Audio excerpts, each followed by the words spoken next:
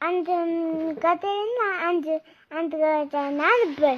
እሺ ከዛ ገደለ ማለት ከቤቱ እየተመለሰ ነበር። እሺ ከዛኝ ነው ማለት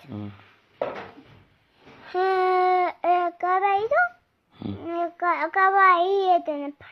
ከዛ ገደሉ ሲቀጡ I'm sorry ገደሉን ይላችሁ ማለት በራሱ ምናምን ይላችሁ ማለት ያው I'm sorry ሲሉ ማለት ማማሩሌ ብቻ ባንደም ቆበሉ ላይ ይኖራል።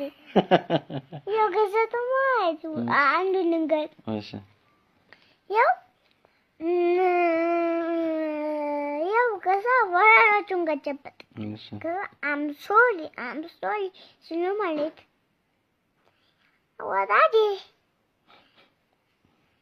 እንግሊዘኛ ማትላለከኝ ኤፒሂት ኤፋጂ ኤቤለን ዋካ ገበረንጂ ያራል